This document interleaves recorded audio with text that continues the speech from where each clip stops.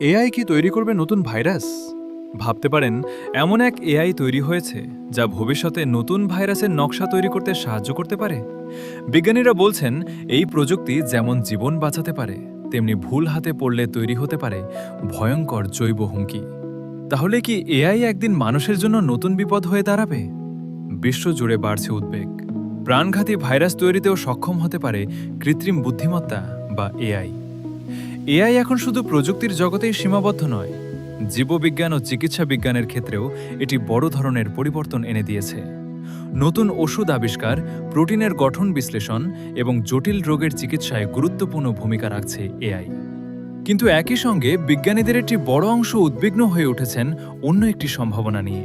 তাদের আশঙ্কা, ভবিষ্যতে এই প্রযুক্তি ব্যবহার করে ভয়ঙ্কর ভাইরাস, বিষাক্ত টক্সিন কিংবা নতুন ধরনের জৈব অস্ত্র তৈরি করা হতে পারে। যদিও এসব প্রযুক্তির মূল লক্ষ্য চিকিৎসা ও ওষুধ আবিষ্কার, তবুও এর অপব্যবহারের ঝুঁকি নিয়ে বিশ্বজুড়ে শুরু হয়েছে বিতর্ক।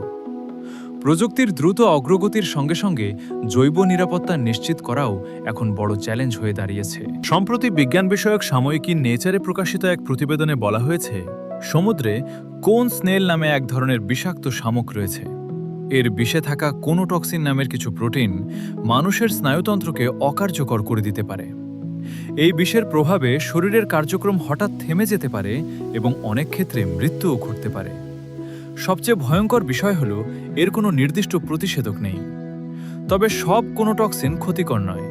2024 সালে চীনের একদল বিজ্ঞানী এমন একটি এআই টুল তৈরি করেন যা নতুন ধরনের কোনোটক্সিন ডিজাইন করতে সক্ষম। গবেষণাটির খবর প্রকাশের পরপরই বিশেষজ্ঞ মহলে উদ্বেগ ছড়িয়ে পড়ে। যুক্তরাষ্ট্রের এক সরকারি কর্মকর্তা জানান, এই গবেষণা ভবিষ্যতে বায়োসিকিউরিটির জন্য ঝুঁকি তৈরি করতে পারে। কারণ এই এআই মডেলটি এমন একটি ওপেন সোর্স প্রোটিন ল্যাঙ্গুয়েজ মডেলের ওপর ভিত্তি করে তৈরি, যা মার্কিন বিজ্ঞানীরা আগে তৈরি করেছিলেন। অনেকে মনে করেন, এ ধরনের প্রযুক্তি ভবিষ্যতে জৈব অস্ত্র তৈরির পথও খুলে দিতে পারে। তবে গবেষণাটির সঙ্গে যুক্ত চীনা বিজ্ঞানীরা এই উদ্বেগকে অতিরঞ্জিত বলে মনে করেন।